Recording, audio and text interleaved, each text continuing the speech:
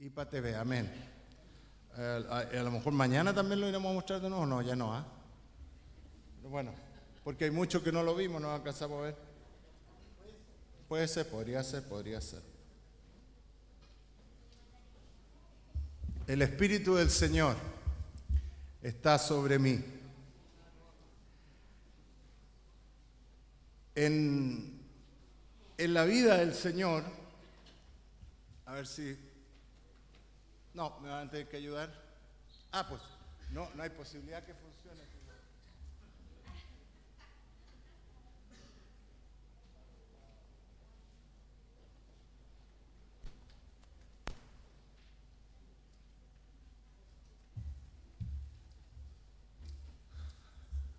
Ahí, vamos a ver si... Eso. El Espíritu del Señor está sobre mí. Me toca esta parte. También estamos preocupados por una nieta de Chelo y la Bertita. No sé si ya oramos por ella, no hemos orado como grupo. ¿Cómo se llama la nieta, Berta? Olivia. Pónganse de pie, Chelo, Berta. Estos misioneros, siempre pasa así. El Señor lo lleva a ministrar y suceden cosas, pasan. Pero vamos a orar por Olivia. ¿Por qué no rodeamos a Chelo, a Berta y declaramos que van a estar tranquilos, va a estar bien? Olivia está en las manos del Señor. Vamos a proclamar una palabra de bendición, que las decisiones que se tengan que tomar sean las correctas, que el Señor haga provisión, abra puertas, el mejor profesional, el mejor doctor, la mejor atención. Padre, gracias por la fidelidad de tus hijos. Señor, los conocemos por años, bendiciendo, predicando, compartiendo, pero también, Señor, sufriendo situaciones, Señor, en que tú los has ayudado una y otra vez. En esta oportunidad oramos por Olivia, Padre. Por favor, Señor, están todas las cosas en tus manos. Señor, dale paz, tranquilidad, Señor, a sus padres. Señor, que puedan tomar las decisiones correctas. Tú sabes si va a ser necesario operar o no, que sea en el momento preciso, de la manera correcta, Señor. Y que el regreso de Chelo, que el regreso de Berta sea tranquilo, en paz, sabiendo que tú estás en control. Señor, tú cuidas de nuestro hogar, tú cuidas de los nuestros, Señor, y esa es nuestra seguridad. Que a los que te aman, Señor, a los que te sirven, Señor, a los que como tu propósito han sido llamados, todas las cosas ayudan a bien. Trae algo bueno de esto, Señor. Trae algo bueno y confirma tu palabra en sus vidas. Por favor, en el nombre de Jesús. Amén y amén. Amén.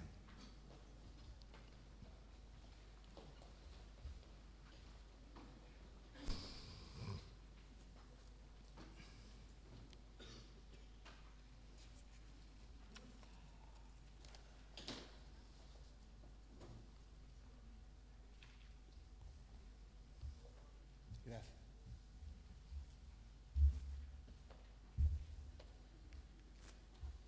Me dice nomás, aleluya, cuando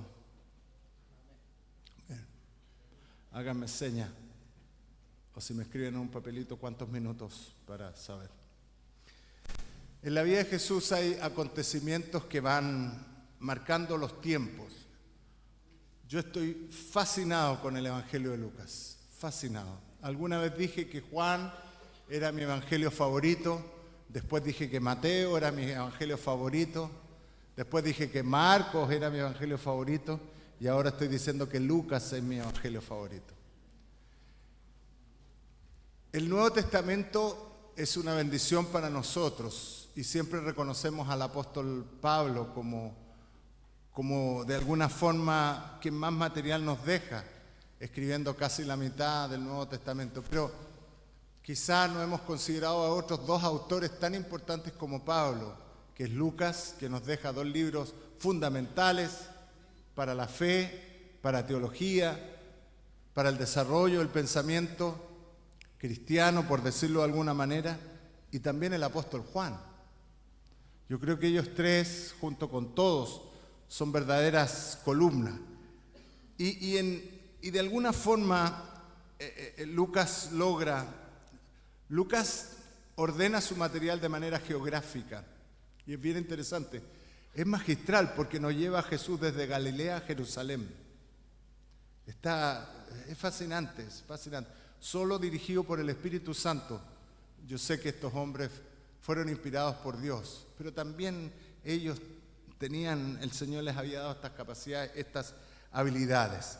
Si no consideráramos, obviamente, la muerte del Señor, el nacimiento del Señor, la resurrección, que son sin duda los momentos, por decirlo, permítame el lenguaje top en el ministerio de Jesús, uno podría pensar en 3 momentos durante el ministerio de Jesús que van marcando tiempos, hitos. No sé si comparten conmigo, esta es una apreciación, pero en todos los evangelios se ordenan en orden a estos 3 elementos. Por un lado, el bautismo de Jesús marca el comienzo del ministerio, pero también la tentación en el desierto, como en el caso de Lucas, lo va a considerar, así parte.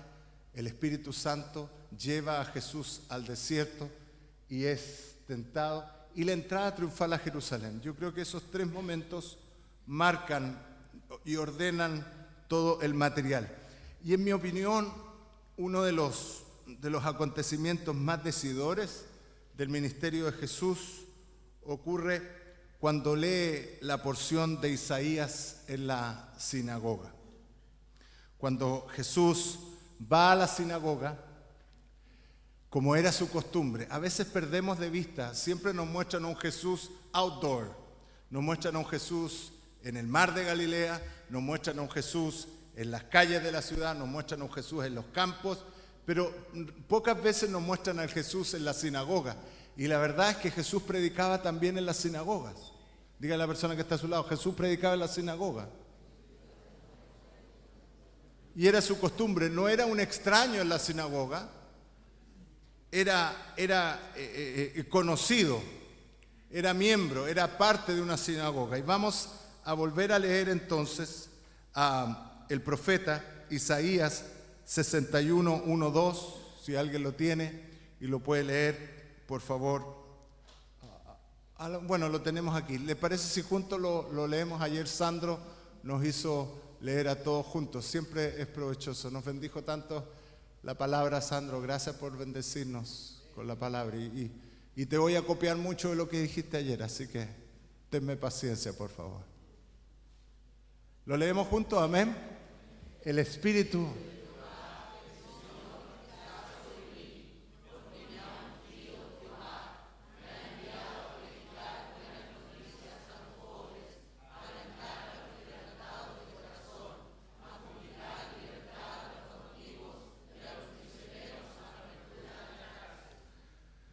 No había nada fuera de lo común. Que se leyera Isaías, posiblemente era el libro más leído en la sinagoga. De los rollos de los libros del Antiguo Testamento, Isaías era el que abundaba, posiblemente era el más popular, ¿verdad?, entre todo lo que se leía. Se trataba de un judío, como lo había hecho cientos de veces en el servicio que se realizaba la sinagoga cada día de reposo.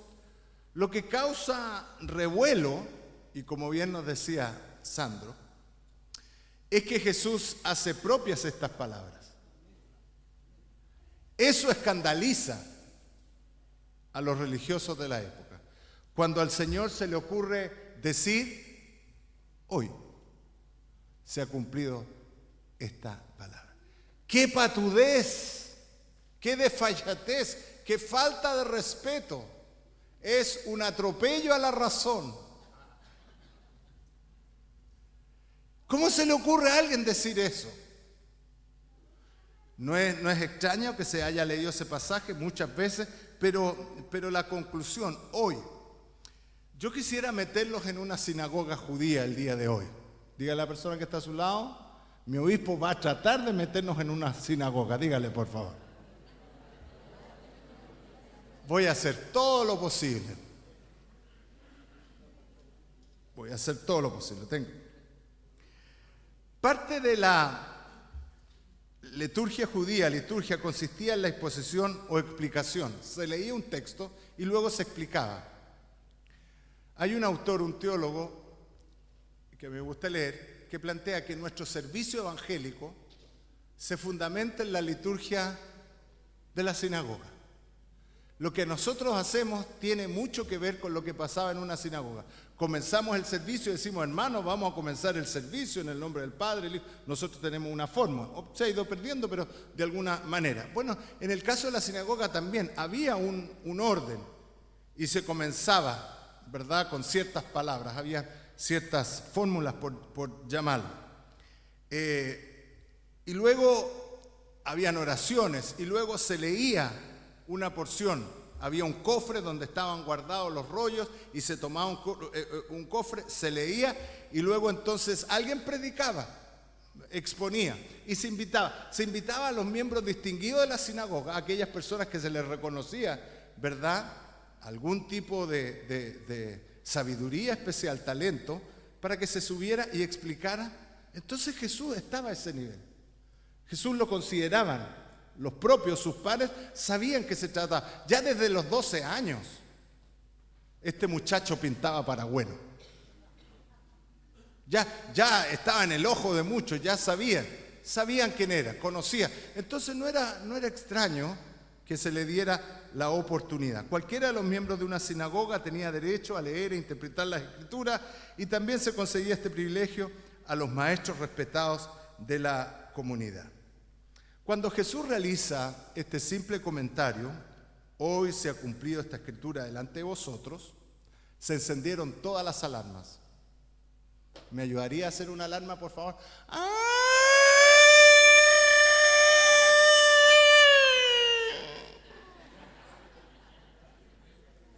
¡Ah!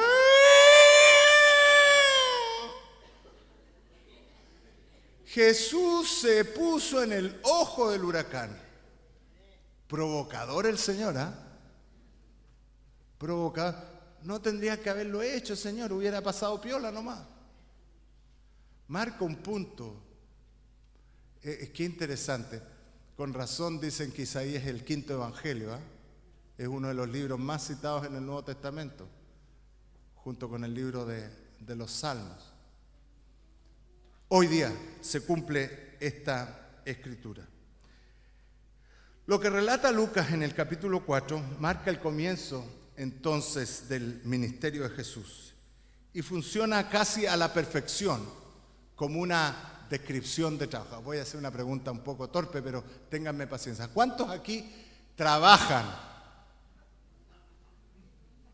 Y el que no trabaja, que no. ¿Cuántos están comiendo?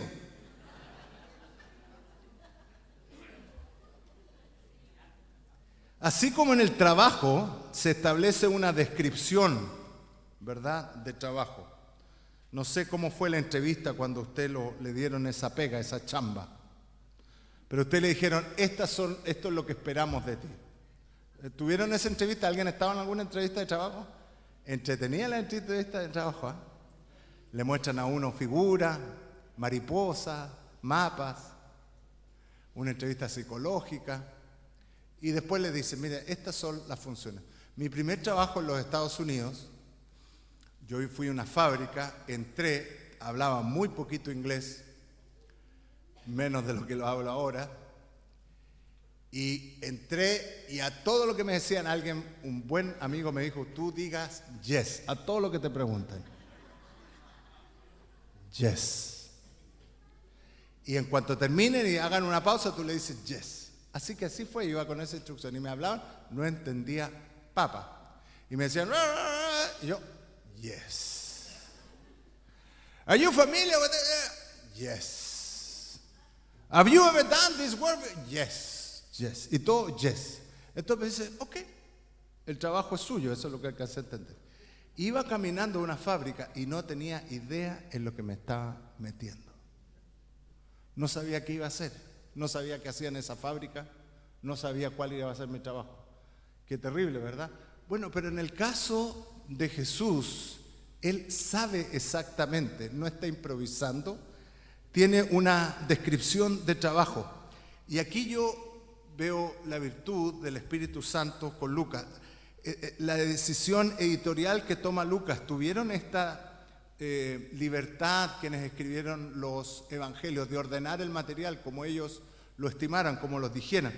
Y la decisión editorial que toma Lucas es totalmente intencionada. Lucas, en sus propias palabras, declara que ha querido escribir en orden. Lucas lo va a decir, los acontecimientos y enseñanzas de Jesús. Hay un orden. Y Lucas entiende que en este orden la lectura de Isaías es fundamental. Le está explicando a la comunidad de creyentes y dice, es importante que ustedes sepan cómo principió el ministerio del Señor. Su fuente, él mismo lo dice, fueron los testigos oculares de estos hechos que se dieron a la tarea de enseñar a las siguientes generaciones de creyentes. Como digo, hay dos líneas en Lucas, un orden teológico maravilloso, un orden geográfico even better. Lea Lucas, dígale a la persona que está a su lado, lee Lucas, por favor, lee Lucas. A ti que te gustan las Lucas, lee Lucas, por favor.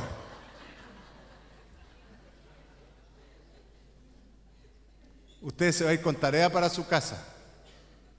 Si quiere hacerlo esta noche, léalo y se va a dar cuenta de lo que estamos diciendo. Acompaña a Jesús en su viaje de Galilea a Jerusalén. Posterior entonces al episodio en que Jesús es llevado al desierto, es tentado por el diablo. Y Lucas entonces registra esta visita a la sinagoga en Galilea, acontecimiento que marca el comienzo de su ministerio en la tierra. ¿A qué edad? 30 años. Y ese es otro regalito que nos hace Lucas. Gracias, Lucas. Comenzó a los 30 años. ¿Hay alguien aquí que tenga 30 años? 30 años.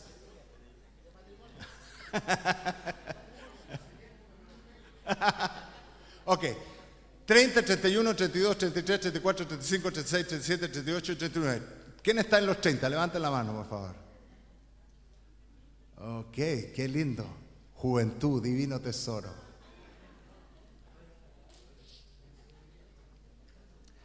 Una sinagoga en los tiempos de Jesús. Se trataba de edificios sencillos, casi austeros, que servían como centro. Esta podría ser una sinagoga. Las dimensiones posiblemente muy parecidas a esta. Construidas generalmente de manera rectangular, se construían de tal manera para que la puerta quedara mirando hacia Jerusalén. Entonces, la puerta de la sinagoga siempre estaba mirando hacia Jerusalén. No se sabe exactamente cuándo comenzaron las sinagogas. Nadie dice en este momento. Lo más probable es que después del exilio, una manera de mantener la fe, a alguien se le ocurrió esta idea, bendita idea, en la gracia del Señor, no se sabe, pero posiblemente post-exilio. Entonces, los que fueron dispersados, los que fueron por otras naciones, con la necesidad, ¿verdad?, de fortalecer su fe. Había un salón principal que tenía asientos que por lo general eran de piedra y que formaban una pequeña galería. En el centro había una plataforma, así como esta. Si nuestros templos se parecen mucho, yo creo que de ahí nos viene. O berma que se usaba, esto sería considerado como una berma, que se usaba para la lectura y la explicación de las escrituras.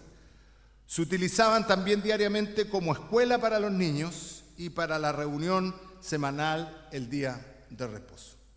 En la estructura del servicio o la liturgia de la sinagoga se incluían varias cosas.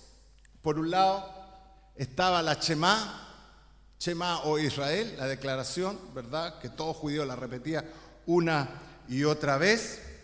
Estaba también obviamente la Torá, que era la lectura, ¿verdad?, lo que para nosotros es el Antiguo Testamento. Luego estaba el Darash, que es la predicación. Para nosotros la explicación era lo que se hacía inmediatamente después de la lectura de la Torá, y la bendición final, la bendición sacerdotal.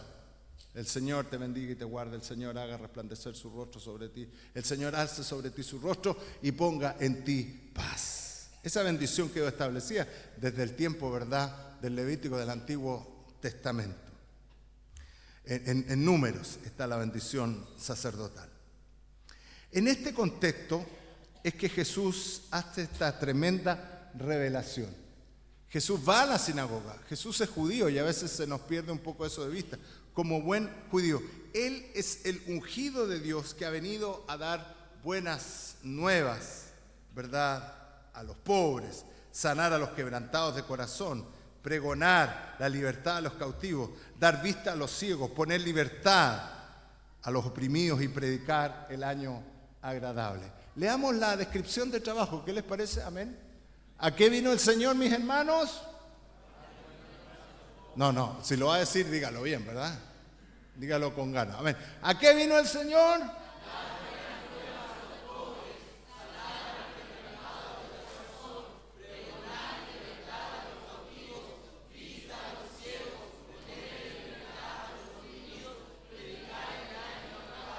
¿Qué le parece esa descripción? Y nosotros, como decía Sandro, ¿verdad?, en nuestra declaración de identidad, hemos declarado que somos continuadores de la obra terrenal de Cristo, de la obra de Cristo aquí en la tierra. Esta es nuestra descripción de trabajo. Pregúntale a su vecino, ¿cómo vas con la pega? ¿Cómo vas con la... How you doing? ¿Le van a pagar o no le van a pagar? ¿Le van a pegar o no le van a pegar? Yes, yes. Usted diga como yo, ¿verdad? Yes, yes. Yes, yes. A todos decimos yes. El Espíritu del Señor marca el comienzo, lo primero que se establece y queda totalmente claro. Y qué bueno que el Señor nos mantiene en este hilo conductor. Esto comienza desde el comienzo. Esto comienza donde tiene que comenzar. No hay posibilidad de saltar este aspecto. Cometemos un error si rápidamente vamos al trabajo, si es que no nos detenemos en esto. Es el Espíritu del Señor. Es el Espíritu del Señor. No son nuestras buenas intenciones, no es nuestro buen corazón, no es nuestro deseo de viajar por el mundo, no es nuestro corazón misericordioso, no, gloria a Dios por cada una de estas cosas, cosas buenas, pero es el Espíritu del Señor. Entendemos que el ministerio de Jesús es un ministerio ungido por el Espíritu Santo, será en el poder. Alguien rápidamente que lea Mateo 12, 28, búsquelo por favor. Pregúntele a su vecino, trajiste Biblia, ¿verdad?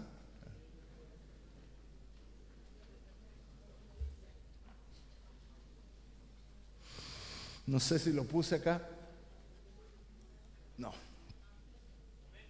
Gracias.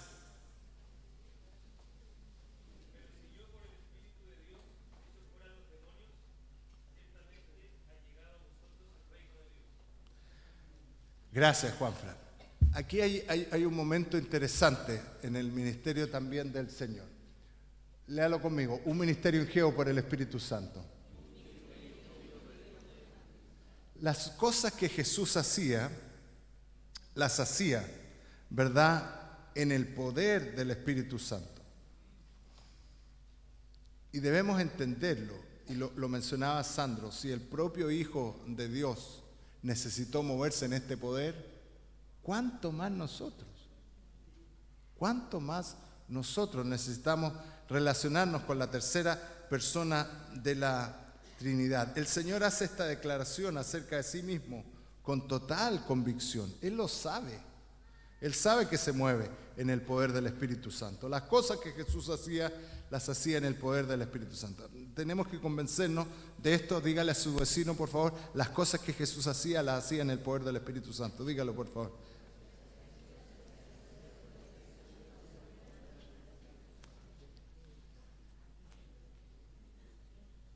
¿En qué poder Jesús hace los milagros? ¿En qué poder el Señor echa fuera demonios? ¿En qué poder el Señor alimenta una multitud? ¿En qué poder el Señor camina sobre las aguas? ¿En qué poder el Señor sana a los enfermos? Es interesante notar que Jesús, el Hijo de Dios, se mueve en base al poder del Espíritu Santo. Todas sus obras que llamaron tanto la atención a las personas, echar fuera demonios, resucitar muertos, alimentar a la multitud, caminar sobre las aguas, Jesucristo en su condición de hombre, y esto a veces complica mucho, Jesús fue hombre, caminó entre nosotros y como hombre nos demuestra que la única posibilidad de realizar estas obras es en el poder del Espíritu Santo. Entonces, no nos ha de extrañar cuando Jesús dice, mayores cosas que las que yo he hecho vosotros haréis. Pero ¿cómo vamos a hacer mayores cosas que el Señor? ¿Cómo vamos a hacer? El Señor sabía lo que estaba diciendo. El Señor en su condición de hombre, ungido por el Espíritu Santo, nos demostró qué es lo que se puede hacer cuando dependemos absolutamente de su unción.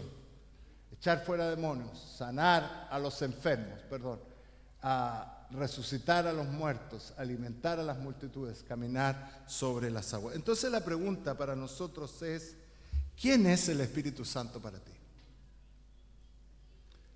Entonces en el trabajo misionero esta no es una pregunta que va a separar a carismáticos de no carismáticos, no. No es una pregunta que va a separar a pentecostales de no pentecostales, no estamos hablando de eso, estamos hablando de que es indispensable en la obra misionera tener una relación adecuada con la persona, diga conmigo la persona del Espíritu Santo. Porque muchos piensan que el Espíritu Santo es un poder, muchos piensan que el Espíritu Santo es una fuerza, muchos piensan que el Espíritu Santo es como algo... A Dios el Padre es Padre nuestro, al Hijo encarnado, pero el Espíritu Santo queda así como un poquito en la nebulosa. Así que, bueno, ¿quién será el Espíritu Santo? Y el Espíritu Santo es la tercera persona de la Trinidad, igual en poder, igual en gloria que Dios el Padre, Dios el Hijo, el Espíritu Santo. Nosotros debemos aprender acerca de esta dependencia de Jesús con la persona del Espíritu Santo.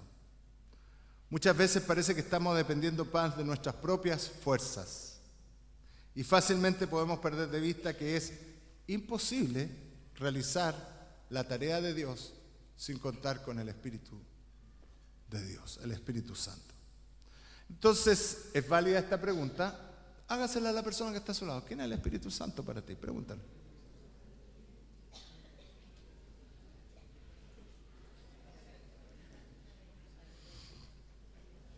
Y la pregunta siguiente es ¿de qué manera el Espíritu Santo nos capacita para la misión?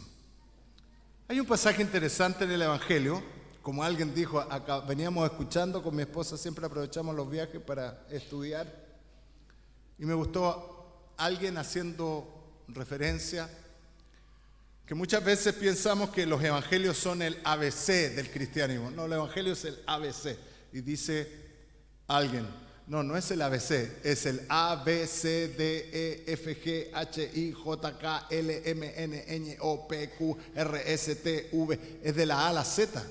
Usted nunca puede salirse del Evangelio.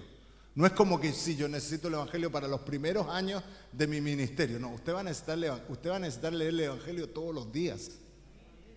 Y luego entonces súmele todo lo que quiera leer. Pero usted tiene que leer el Evangelio, tiene que empaparse. Yo creo que de esa forma también vamos a entender cómo Dios quiere trabajar con nosotros. Hay un momento en que surge... me adelanté parece. Ya, no lo puse, pensé que había puesto aquí en el... ¿Recuerda la ocasión en que le dicen al Señor, sí, los milagros que Él hace, los hace por Belcebú?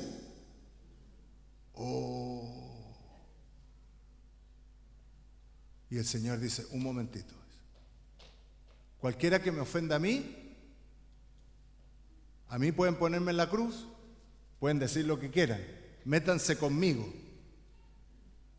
pero el que ose hablar o blasfemar en contra del Espíritu Santo, no se le va a ser permitido en este tiempo ni en el bien. Oiga, el Señor se puso guapo, ¿eh? El Señor no era Mr. Simpatía. El Señor posiblemente no hubiera ganado el concurso de quién es el más simpático. El Señor no estaba compitiendo por los likes de las personas. El Señor cuando tenía que decir las cosas las decía. Alguien dijo eso. Alguien dice, bueno, palabras son palabras. El Señor no dejó pasar esas palabras. No se puede blasfemar en contra del Espíritu Santo. Mire, nosotros sabemos, ninguno de nosotros blasfemaríamos en contra del Espíritu Santo. Pero yo creo que también para un cristiano hay algo tan grave, no tan grave como blasfemia, pero ignorar la obra del Espíritu Santo. No reconocer el poder, la acción del Espíritu Santo, que yo creo que también es grave. Ninguno de nosotros blasfemaría. A mí me duele los dientes cuando gente habla del Espíritu Santo. Sí, esto del embarazo a veces, ¿verdad?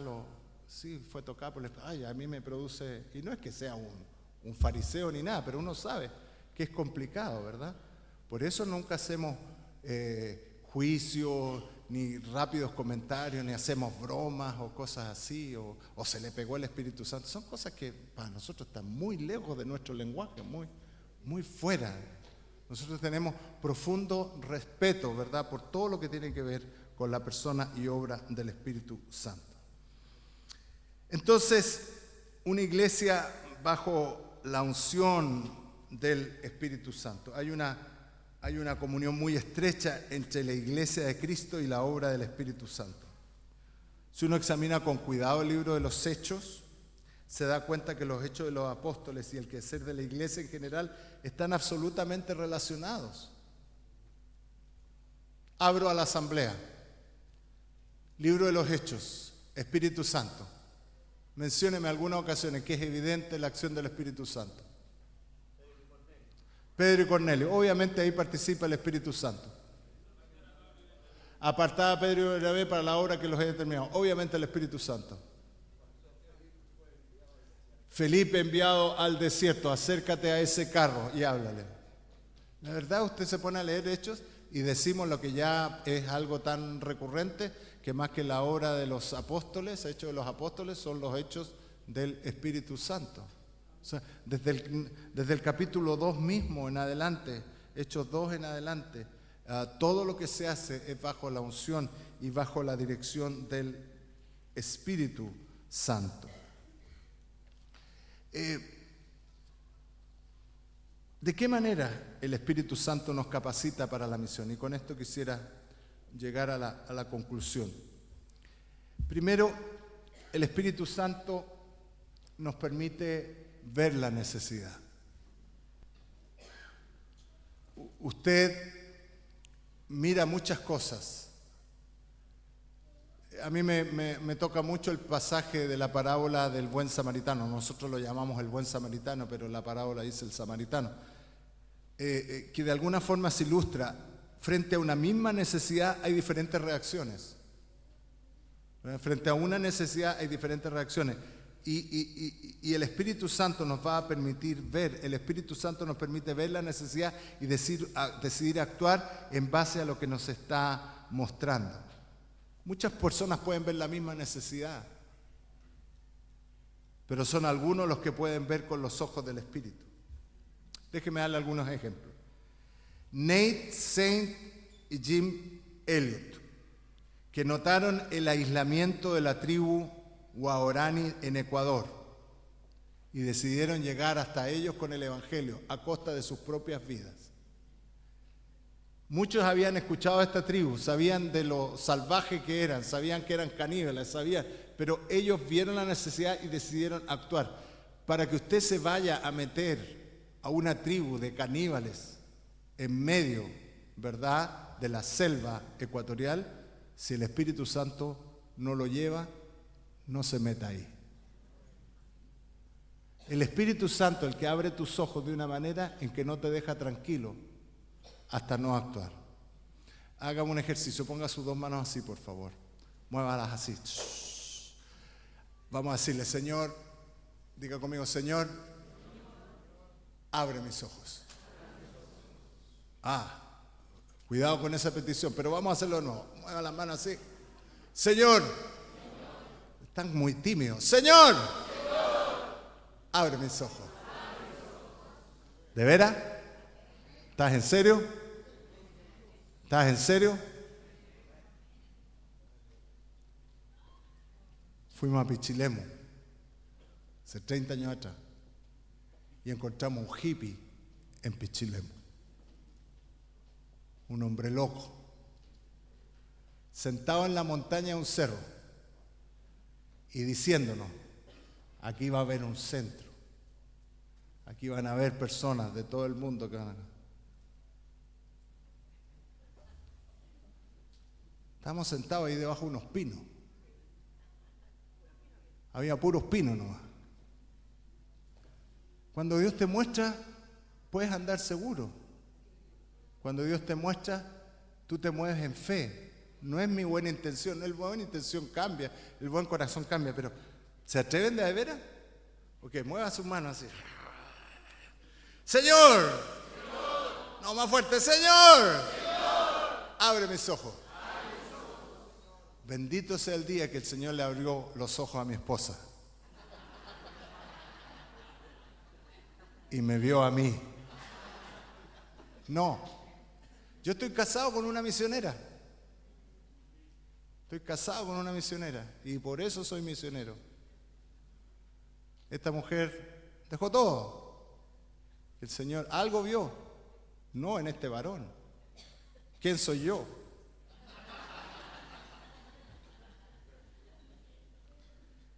Cuando vio, vinimos a Chile antes de casarnos y al volver éramos novios, estábamos subiéndonos al avión, llorando ambos, sin decirnos una palabra, llorando y llorando y llorando y llorando. Cuando Dios abre tus ojos, no hay forma de decirle no al Señor, no hay forma de resistir. Entonces, muchos sabían de la necesidad que había una Biblia en Mapudungún, pero fueron nuestros hermanos de Wycliffe que en el año 1997 se entregaron a esta primicia y de pilón nos dejaron Collamento. Bendito sea el Señor. Vieron algo, todos sabían, pero ellos vieron de manera diferente. Muchos conocen la necesidad de Cristo que hay en Chiloé, pero han sido hermanos nuestros que han sido valientes y que están hoy día. Y gloria a Dios. Una pequeñita iglesia, primero en Ancud, que se fortalece. Dios luego envía a Juan Carlos, a Castro, y luego empiezan a surgir. Y ahora son como 5 o 6 iglesias en Chiloé. Ellos vieron algo.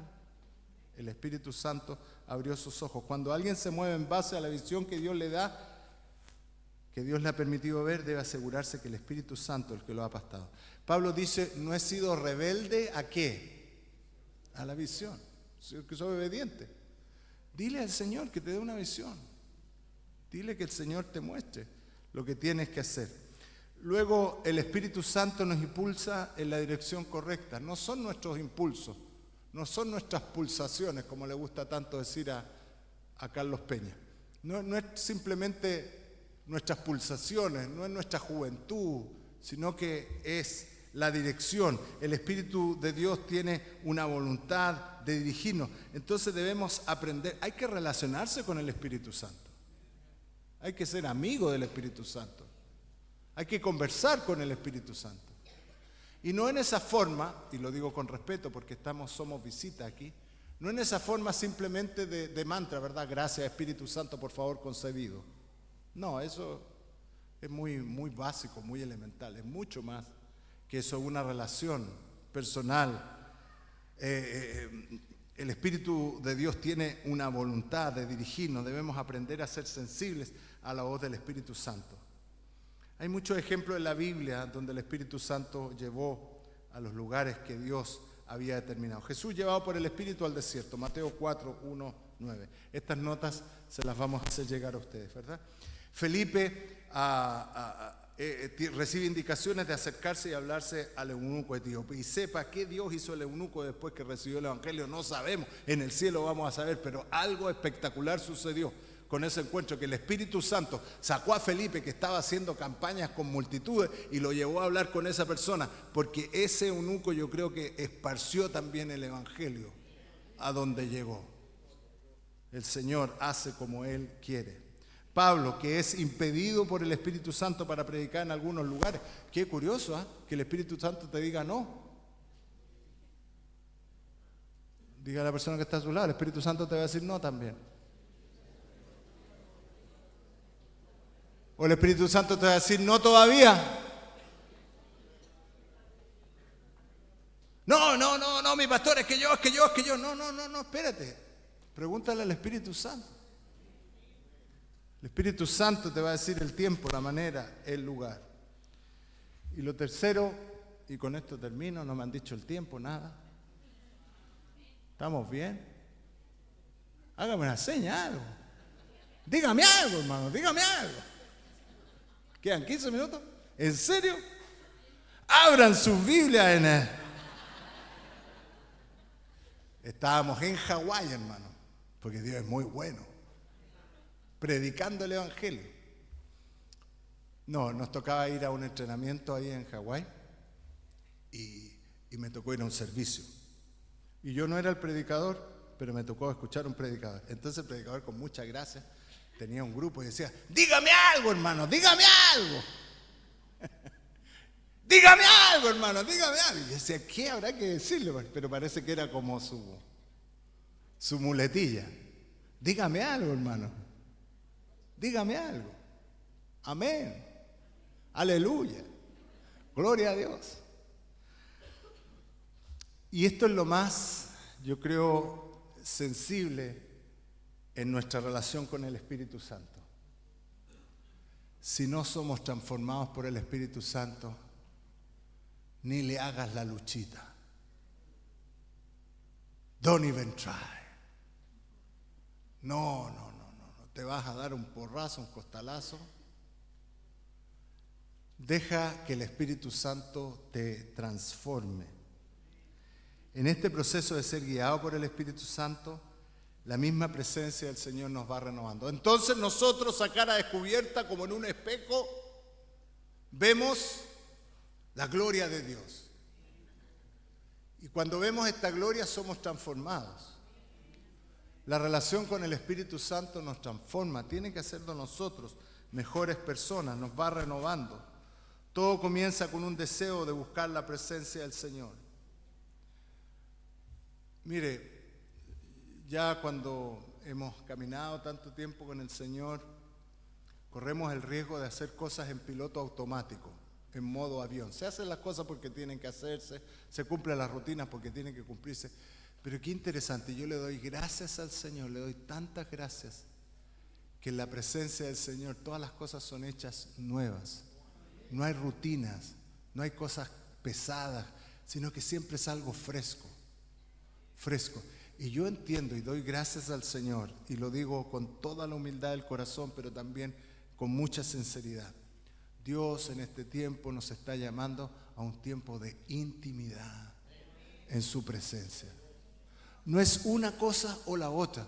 No es que el activo le dice al otro, oye, ya pues muévete. No. Pero hemos entendido, ¿verdad?, esta relación de Marta y María. No es una cosa de Marta en contra de María. No es Marta versus María. No se trata que la devoción, la búsqueda de Dios está en contra de la acción. No se trata de una cosa u otra, sino que se trata qué es lo primero. Prioridades. Y en esta prioridad María va primero. Y no esta María, sino que la María de Betania, ¿verdad? Estamos hablando del pasaje de cuando Jesús fue a casa, ¿verdad?, de Lázaro, Marta y María. Marta, afanada y turbada estás con tanto quehaceres. Pero solo una cosa. Si no partimos a los pies del Maestro, si no partimos en su presencia, va a ser un desierto lo que vamos a cruzar. Va a ser un camino de amargura, de tristeza. A child of tears, como le gusta decir, ¿verdad?, a los cronistas. Todo comienza con buscar la presencia del Señor, intimidad. A mi esposa y a mí el Señor nos está llamando a eso. Y ha sido tan hermoso, tan lindo, y quisiéramos compartirlo, quisiéramos que se le haga agua a la boca. Es lo más hermoso.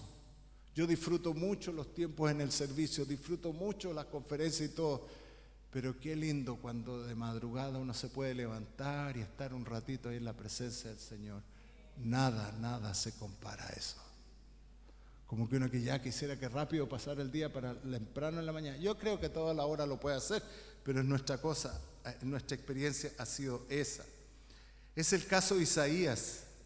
Isaías comienza su llamado viendo ¿qué? La gloria de Dios. Ve la gloria de Dios. Capítulo 6 del libro de Isaías. Ve la gloria de Dios. ¡Wow! ¡Wow! ¡Wow! Santo, santo, wow, qué tremenda la gloria del Señor, y es transformado en su presencia, ¿verdad? Se da cuenta, en la gloria del Señor somos conscientes de los pecadores que somos conscientes de los faltos que somos, ¿verdad? Reconocemos, soy un hombre de labios inmundos, y no es que el Señor diga, no te preocupes y todo, échale, no, un carbón, se le achicharra los labios ahí con el carbón encendido. Y luego que ha pasado todo esto, el Señor le hace la pregunta, ¿a quién enviaré? ¿Quién irá? Y está solito Isaías con el Señor. ¿Es tramposo el Señor? No, perdona, no lo debo hacer. No, Señor, no. Lo digo coloquialmente. ¿Quién irá? Está Dios y Isaías. Isaías mira para todos lados. Creo que yo soy la persona, Señor. En intimidad con Dios estamos solos. Entonces todo lo que Dios nos diga no es para mi hermano, no es para mi hermana, no es para el pastor, no es para la pastora, es para mí, en la presencia del Señor. Heme aquí, envíame a mí. ¿Se atreve? ¿Se atreve? Mi esposo y yo aceptamos de jóvenes este llamado y le dijimos al Señor, heme aquí, envíame a mí. ¿Te atreves? ¿Podrías una vez más levantar las manos y decirle, Señor, heme aquí, envíame a mí? La única manera que podamos ir al lugar o estar en el lugar correcto es en el poder del Espíritu Santo. Relacionarnos con la tercera persona de la Trinidad. Tomar una decisión cada día y tener ese tiempo de comunión. Eso es todo. Eso es todo. Y de ahí parte, ahí se sustenta. Y por eso creo que es tan importante lo que hacemos al orar, buscar de la presencia del Señor. Dios bendiga esta nuestra conferencia misionera. Nos da tanto gusto verles a cada uno de ustedes. Nos da gusto ver a matrimonios, nos da gusto ver a jóvenes, a personas mayores. Nos da gusto verlos porque quiere decir que hay deseo, hay ganas, pero no son solo ganas, no es solo deseo, es dejar que el Espíritu Santo del Señor nos mueva. Y digamos, Señor, aquí estoy, heme aquí, Señor, que sea su Espíritu Santo, no mis planes, no mi voluntad, no mi deseo, que sea su Espíritu el que me mueva. Se pone de pie un momento y vamos a orar. Génesis, Tomás, ¿por qué no se vienen? Y juntos tenemos un tiempo para venir delante de la presencia. Cierra sus ojos. Un momento, cierra sus ojos. Oh, gracias, Señor. Gracias, Dios. Cierra sus ojos un momento.